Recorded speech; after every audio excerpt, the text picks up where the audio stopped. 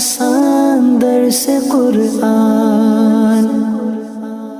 نحمده ونصلي ونسلم على رسوله الكريم اما بعد فاعوذ بالله من الشيطان الرجيم بسم الله الرحمن الرحیم فذکر ان نفعت الذکری، تو تم نصیحت فرماؤ اگر نصیحت فائدہ دے۔ اللہ رب العالمین نے اس آیت کریمہ میں اپنے پیارے حبیب علیہ السلام سے ارشاد فرمایا کہ اے پیارے حبیب، اگر نصیحت فائدہ دے اور کچھ لوگ اس سے فائدہ حاصل کریں تو آپ اس قرآن مجید سے نصیحت فرمائیں۔ نبی کریم صلی اللہ علیہ وسلم دعوت حق دینے میں ہر لحظہ ہر وقت میرے آقا علیہ الصلوۃ والسلام مشغول رہتے۔ وہ لوگ جو تعصب اور ہر دھرمی کا مظاہرہ کیا کرتے، انہیں بھی میرے آقا علیہ الصلوۃ والسلام بڑے خلوص کے ساتھ دل سوزی سے تبلیغ فرماتے، اور جب وہ انکار کرتے تو نبی کریم صلی اللہ علیہ وسلم کو بڑا دکھ ہوتا۔ اللہ رب العالمین ارشاد فرماتا ہے پیارے حبیب، بے شک لوگوں کو نصیحت کرتے رہیے، اور فرمایا کہ اگر انہیں اس نصیحت سے کوئی نفع پہنچنے کی امید ہو، اور وہ لوگ کہ جن کے دل پتھر کی طرح سخت ہیں ان پر خون جگر آپ صرف نہ کیجیے۔ یہاں پر علماء فرماتے ہیں کہ یہاں نصیحت کرنے میں جو نصیحت فائدہ دینے کی جو شرط لگائی گئی، فرمایا کہ تم نصیحت کرو اگر نصیحت فائدہ دے، یہ جو شرط لگائی گئی تو اس کا یہ مطلب نہیں کہ اگر نصیحت فائدہ نہ دے تو نصیحت نہ کی جائے، یہ مطلب نہیں، بلکہ نصیحت فائدہ دے یا نہ دے، فرمایا دونوں صورتوں میں نصیحت کرنے کا حکم ہے۔ قرآن پاک کی آیات میں مفہوم مخالف کا اعتبار نہیں ہے، اور یہ آیت بھی انہی آیات میں سے ہے، اور قرآن پاک میں اس کی کئی مثالیں موجود ہیں۔ میں آپ کے سامنے دو مثال رکھتا ہوں کہ اگر کوئی اس کو پڑھ کر یہ نہ کہے کہ اگر نصیحت فرماؤ اگر نصیحت فائدہ دے، تو کوئی یہ نہ کہے کہ اگر نصیحت فائدہ دے تو نصیحت کرو ورنہ نہ کرو، یہ اس کا مفہوم نہیں ہے۔ اس کی ملتی جلتی مثالیں قرآن کریم میں اس طرح، میں دو آیتیں آپ کے سامنے رکھتا ہوں کہ جیسے کہ اللہ رب العالمین نے ایک مقام پر سورہ النساء میں ارشاد فرمایا وَإِذَا ضَرَبْتُمْ فِي الْأَرْضِ فَلَيْسَ عَلَيْكُمْ جُنَاحٌ أَن تَقْصُرُوا مِنَ الصَّلَاةِ إِنْ خِفْتُمْ أَن يَفْتِنَكُمُ الَّذِينَ كَفَرُوا، اور جب تم زمین میں سفر کرو تو تم پر گناہ نہیں کہ بعض نمازیں قصر سے پڑھو، اور اگر تمہیں یہ اندیشہ ہو کہ کافر تمہیں ایذا دیں گے۔ تو اس آیت کا یہ مطلب نہیں کہ اگر کافروں کی طرف سے اذیت پہنچنے کا خوف نہ ہو تو نمازوں میں قصر نہیں کر سکتے، بلکہ اس کا مطلب یہ ہے کہ سفر کے دوران چاہے امن ہو یا خوف ہو، دونوں صورتوں میں 4 رکعت والی نمازوں میں قصر کی جائے گی، یہ حکم یہی ہے۔ اب کوئی یہ آیت پڑھ کر کہے کہ اگر خوف ہے تو وہ قصر کرے گا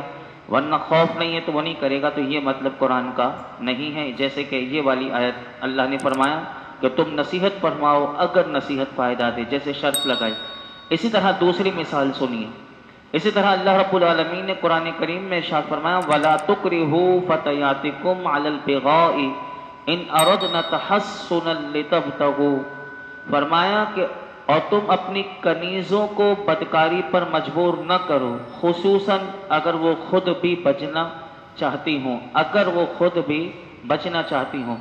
اس ممانعت کا یہ مطلب نہیں کہ اگر وہ بدکاری سے بچنا نہیں چاہتی تو انہیں بدکاری پر مجبور کرو، نہیں بچنا چاہتی تو بدکاری پر مجبور کرو، بلکہ نہیں، بلکہ اس کا مطلب یہ ہے کہ بہر صورت انہیں بدکاری پر مجبور نہ کرو، تو یہ قرآن کا مفہوم ہے۔ پھر اللہ رب العالمین نے آگے ارشاد فرمایا سَيَذَّكَّرُ مَن يَخْشَىٰ وَيَتَجَنَّبُهَا الْأَشْقَىٰ الَّذِي يَصْلَى النَّارَ الْكُبْرَىٰ ثُمَّ لَا يَمُوتُ فِيهَا وَلَا يَحْيَىٰ، عن قریب وہ نصیحت مانے گا جو ڈرتا ہے، اور نصیحت سے وہ بڑا بدبخت دور رہے گا جو سب سے بڑی آگ میں جائے گا، پھر وہ نہ اس میں مرے گا اور نہ جیے گا۔ اللہ رب العالمین نے پہلے فرمایا کہ نصیحت کیجیے، لیکن اس آیت کریمہ میں فرمایا کہ محبوب ان قریب آپ کی نصیحت وہ مانے گا کہ جو اللہ رب العالمین سے اور اپنے برے انجام سے ڈرتا ہے، وہ نصیحت سے ہمیشہ فائدہ اٹھائے گا، اور آپ کی نصیحت سے دور وہ ہوگا اور اس نصیحت کو قبول نہیں کرے گا جو آپ کا دشمن بن کر بڑا بدبخت کافر ہے، یعنی وہ اس نصیحت سے دور رہے گا۔ جیسے کہ ولید بن مغیرہ ہے جس کے بارے میں قرآن کی آیت نازل ہوئی، یہ سب سے بڑا حضور کا دشمن تھا، اور دوسرا ابو جہل تھا۔ تو یہ جو کافر ہیں، وہ فرمائے ان پر کوئی بھی آپ کی نصیحت اثر نہیں کرے گی، اور یہ کیونکہ بدبخت ہیں، ازلی بدبخت ہیں، یہ کافر ہیں اور یہ جہنم کی سب سے بڑی آگ میں جائیں گے۔ پھر فرمایا کہ وہ اس میں نہ مرے گا، تو اس سے مراد یہ ہے کہ مر کر ہی، یعنی وہ سمجھے گا کہ میں آگ میں چلا جاؤں گا تو وہ مر جائے گا، تو اللہ نے فرمایا پھر وہ نہ اس میں مرے گا اور نہ جیے گا، تو اس سے مراد یہ ہے کہ مر کر ہی عذاب سے چھوٹ سکے گا، اور نہ ہی ایسے جینا جیے گا کہ جس سے کچھ آرام پا سکے، یعنی وہاں نہ مرنا ہے اور نہ جینا ہے، وہاں ہر طرح کا عذاب ہی ہے، اور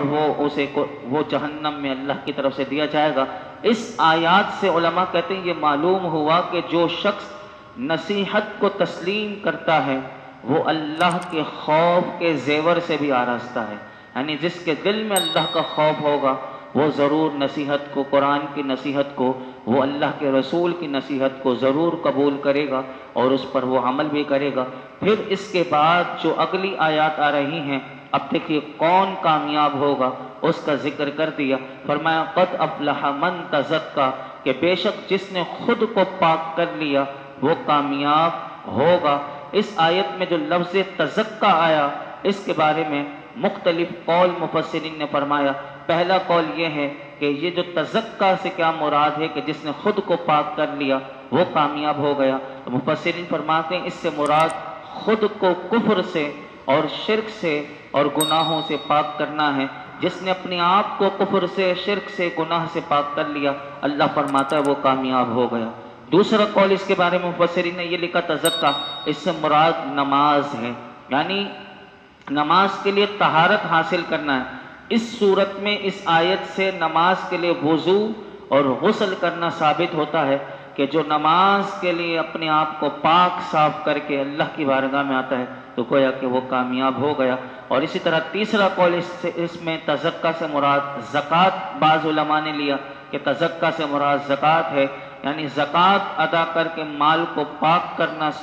کرنا مراد ہے۔ تو اس صورت میں اس کے معنی یہ بنیں گے، یہ آیت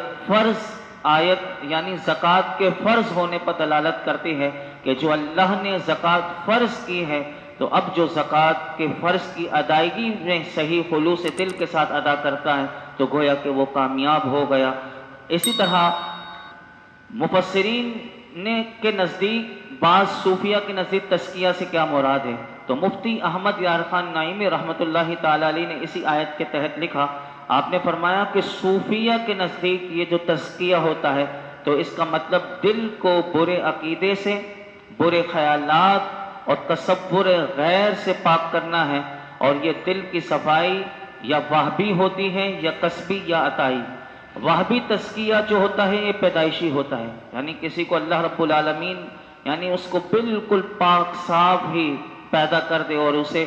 یعنی تزکیہ نفس اس کا بچپن سے ہی پیدا ہو، وہ برائی کی طرف جائے نہ، جیسے کہ صدیق اکبر رضی اللہ تعالیٰ عنہ، یعنی اس دور میں بھی جہاں شراب پی جاتی تھی دور جاہلیت میں، لیکن دیکھیں کہ صحابہ کرام میں صدیق اکبر ہیں، فاروق اعظم ہیں، سیدنا حمزہ ہیں، ایسے کئی جلیل القدر ہستیاں ہیں کہ جو اس دور میں بھی جو اپنے آپ کو پاک رکھتے تھے۔ تو اسی طرح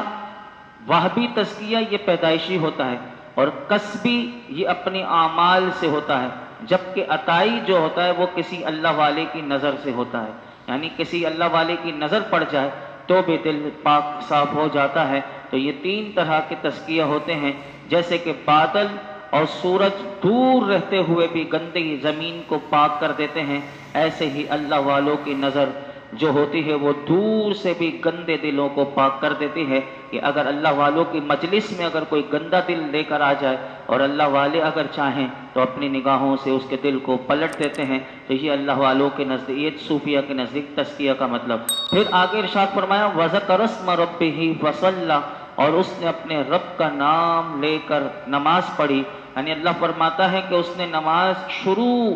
کرنے کی تکبیر کہہ کر 5 نمازیں پڑھی. تو اس آیت سے نماز شروع کرنے کی تکبیر ثابت ہوئی. یہ جو تکبیر تحریمہ جو شرط ہے نماز کی، تو یہ یہاں سے ثابت ہوئی کہ جو اللہ اکبر، یعنی نماز جو شروع یہیں سے ہوتی ہے کہ اگر کسی نے تکبیر تحریمہ نہیں کہی تو اس کی نماز شروع ہی نہیں ہوتی. تو بعض لوگ آتے ہیں نماز پڑھنے کے لیے لیکن وہ زبان سے ادائیگی تکبیر تحریمہ کی نہیں کرتے تو ان کی نماز ہی شروع نہیں ہوتی. تو یہاں سے تکبیر بھی ثابت ہوئی اور یہ بھی ثابت ہوا کہ وہ نماز کا حصہ نہیں، کیونکہ نماز کا اس پر عطف کیا گیا ہے. اور یہ بھی ثابت ہوتا ہے کہ اللہ کے ہر نام سے نماز شروع کرنا جائز ہے. یہ بھی بعض مفسرین نے اس آیت کے تحت لکھا. اور بعض مفسرین نے یہ کہا کہ تزکا جو پیچھے فرمایا تھا اور یہاں پر صدقہ فطر دینا اور رب کا نام لینا، یعنی اس نے اپنے رب کا نام لے کر نماز پڑھی. تو دونوں آیتوں کو ملا کر قد افلح من تزکا وذکر اسم ربہ فصلی، تو بعض مفسرین نے اس دونوں آیتوں کو ملا کر نماز عید بھی مراد لی. یعنی تزکا سے صدقہ فطر مراد لیا اور رب کا نام لینے سے عید گاہ جاتے وقت راستے میں جو تکبیر پڑھی جاتی ہے اللہ اکبر لا الہ الا اللہ واللہ اکبر اللہ اکبر وللہ الحمد، یہ تکبیر کہہ رہا اور نماز سے مراد نماز عید مراد ہے. یعنی ان دونوں آیات سے مفسرین نے یہ نماز عید کو بھی یہاں سے بتایا. پھر آخر میں سورہ اعلیٰ کا اختتام جو ہوتا ہے وہ اللہ رب العالمین نے فرمایا بل تؤثرون الحیات الدنیا والآخرۃ خیر وابقی ان ھذا لفی الصحف الاولی صحف ابراہیم وموسیٰ، بلکہ تم دنیاوی زندگی کو ترجیح دیتے ہو اور آخرت بہتر اور باقی رہنے والی ہے. بے شک یہ بات ضرور اگلے صحیفوں میں ہے، ابراہیم اور موسیٰ کے صحیفوں میں. ان 4 آیات کا مختصر خلاصہ یہ ہے کہ اللہ رب العالمین نے یہاں دوبارہ دنیا کی حقیقت کو بتایا کہ دنیا فانی ہے اور آخرت باقی رہنے والی چیز ہے. جو چیز باقی رہنے والی ہے وہ فانی سے بہتر ہے. اور اے لوگوں تمہارا حال یہ ہے کہ تم دنیا کی فانی زندگی کو آخرت کی باقی رہنے والی زندگی پر ترجیح دیتے ہو، اس لیے تم وہ عمل نہیں کرتے کہ جو تمہیں وہاں کام آئیں گے. بے شک پاکی حاصل کرنے والوں کے کامیاب ہونے اور آخرت کے بہتر ہونے کی یہ جو بات تمہیں قرآن میں بتائی گئی ہے، یعنی قد افلح من تزکا سے لے کر یہاں تک کا جو مفہوم ہے، اللہ فرماتا ہے بے شک پاکی حاصل کرنے والوں کے کامیاب ہونے اور آخرت کے بہتر ہونے کی یہ بات قرآن کریم سے پہلے جو صحیفے نازل ہوئے وہ حضرت موسیٰ علیہ السلام پر اور حضرت ابراہیم علیہ السلام پر جو نازل ہونے والی کتاب صحیفے ہیں، اللہ فرماتا ہے ان صحیفوں میں بھی یہ بات لکھی ہوئی ہے کہ جو دنیا کی فانی زندگی جو ہے یہ آخرت ہمیشہ باقی رہنے والی ہے اور دنیا فانی زندگی ہے. اور بعض مفسرین فرماتے ہیں یہ بات تمام صحیفوں میں موجود ہے، یعنی صرف حضرت ابراہیم اور حضرت موسیٰ علیہ السلام کے صحیفوں میں یہ بات نہیں، بلکہ جتنے اللہ نے جو نبی ہیں جن پر صحیفے نازل ہوئے ان تمام صحیفوں میں یہ بات موجود ہے. اور حضرت عبداللہ بن مسعود رضی اللہ تعالیٰ عنہ آپ فرماتے ہیں دنیا چونکہ ہمارے سامنے موجود ہے. اب دیکھیے وہ کس زبردست انداز سے سمجھاتے ہیں. حضرت عبداللہ بن مسعود فرماتے ہیں کہ دنیا ہمارے سامنے موجود ہے، اس کا کھانا پینا، عورتیں، دنیا کی لذتیں، اس کی رنگینیاں ہمیں جلد دے دی گئی ہیں، جبکہ آخرت کی باتیں ہمیں قرآن میں بتائی گئی لیکن وہ ہماری نظروں سے غائب ہیں. اس لیے جو چیز ہمیں جلد مل رہی ہے ہم اسے پسند کرنے لگ گئے ہیں اور جو بعد میں ملنے والی ہے ہم نے اسے چھوڑ دیا ہے، ہمیں ان باتوں پر یقین نہیں. ورنہ تو میں نے آپ کے سامنے عرض کیا تھا کہ اللہ رب العالمین نے ارشاد فرمایا کہ وَمَنْ أَوْفَى بِعَهْدِ اللَّهِ، یعنی اللہ سے بڑھ کر کون وعدے کو پورا کرنے والا ہے، یعنی اللہ سے بڑھ کر کوئی نہیں ہے وعدے کو پورا کرنے والا. اس نے جو وعدے قرآن میں کیے ہیں وہ ضرور ہمیں ملیں گے. تو یاد رکھیے گا کہ دنیا ہر مسلمان کے لیے یہ سورہ اعلیٰ میں یہ پیغام ہے کہ وہ دنیا کی زندگی، جو فانی زندگی اور جو فانی لذتیں ہیں، دنیا کی رنگینیاں رعنائیاں میں خور کر اپنی آخرت کو نہ بھول جائے، بلکہ ہم سب کو اپنی سانسوں کو غنیمت جانتے ہوئے اپنی زندگی کو اللہ کی اطاعت میں گزارنا چاہیے، اور آخرت میں جنت کی دائمی نعمتیں حاصل کرنے کی کوشش کرنے کے لیے ہمیں کوشش کرنی چاہیے۔ اللہ رب العالمین جو ہم نے سنا اس پر غور کرنے کی توفیق عطا فرمائے، اور آخر میں یہ جو والآخرۃ خیر و ابقیٰ کہ آخرت بہتر اور باقی رہنے والی ہے، اس پر مفسرین کہتے ہیں آخرت کی زندگی دنیا کی زندگی سے بہتر ہے، بلکہ وہاں کی جو نعمتیں ہیں ہر اعتبار سے دنیا کی نعمتوں سے افضل ہے۔ دنیا کی نعمت چاہے کتنی ہی یہاں افضل ہے، لیکن جو آخرت کی ہے وہ دنیا کی ہر نعمت سے افضل ہے، اور اس کے حصول میں کوئی تکلیف اور مشقت نہیں ہوگی، اور استعمال کرنے میں بھی کوئی بیماری نہیں ہوگی، اور باقی رہنے والی نعمتیں جو ہیں وہ دنیا کی نعمتوں کی طرح فنا نہیں ہوگی۔ یعنی کتنی زبردست بات بتا دی گئی کہ دنیا کی کوئی بھی نعمت چاہیے اس کے لیے انسان تکلیف اٹھاتا ہے، مشقت کرتا ہے تو وہ نعمت ملتی ہے، لیکن آخرت کی جو نعمت ہے وہ بغیر تکلیف کے، بغیر مشقت کے۔ دنیا کی نعمتیں کھا کر کوئی گارنٹی نہیں کہ وہ بیمار نہیں ہوگا، لیکن آخرت کی جو نعمتیں اللہ نے رکھی ہیں وہ کھا کر کبھی بیمار نہیں ہوگا، یعنی وہ ہمیشہ وہ صحت مند ہی رہے گا، اور وہاں کبھی فنائیت بھی نہیں، وہ ختم بھی نہیں ہوگی۔ دنیا کی نعمت ایک وقت تک رہتی ہے اور ختم ہو جاتی ہے۔ اللہ رب العالمین ان حقیقتوں کو سمجھتے ہوئے اللہ ہمیں اپنی آخرت کو بہتر بنانے کی توفیق عطا فرمائے، اور اس کے لیے کوشش کرتے رہنے کی توفیق عطا فرمائے۔ الحمدللہ رب العالمین، والصلاة والسلام علی سید الانبیاء والمرسلین وعلی آلہ واصحابہ اجمعین۔ یا رب العالمین، یا ارحم الراحمین، تیرا شکر ادا کرتے ہیں کہ سورہ اعلیٰ کا ہم نے درس سنا۔ مولا کریم اس درس کو یاد رکھنے، سمجھنے، عمل کرنے کی توفیق عطا فرما۔ مولا کریم نماز عشاء ادا کرنا، درود و سلام پڑھنا، درس قرآن سننا سنانا اپنی بارگاہ میں قبول فرما، اسے ہماری بخشش اور نجات کا ذریعہ بنا دے۔ اللہ ہمارے تمام صغیر کبیرہ گناہ معاف فرما، ہمارے ماں باپ کی ساری امت مسلمہ کی بے حساب مغفرت فرما، دنیا اور آخرت کی ساری بھلائیاں، کامیابیاں، عزت، نعمت، راحت، سکون عطا فرما، زوال نعمت سے، بدبختی سے، نعمتوں کے چھن جانے سے بچا، ہماری آخرت اچھی فرما دے، ہماری موت اچھی فرما، ہماری قبر اچھی فرما، ہمارے لیے زندگی میں آسانی عطا فرما، خیر کی خیرات دے دے، خیر کو تقسیم کرنے والا بنا، ہماری زندگیوں میں آسانیاں عطا فرما، ہمیں آسانیاں بانٹنے والا بنا۔ یا رب العالمین، غزہ کے، فلسطین کے، دنیا بھر کے مظلوم مسلمانوں کی غیبی مدد فرما، حضور کی امت پر کرم فضل فرما، ہم سب پر، ہمارے گھر والوں پر اپنا خاص فضل و کرم نازل فرما۔ وصلی اللہ تعالی علی خیر خلقہ محمد وعلی آلہ وصحبہ اجمعین۔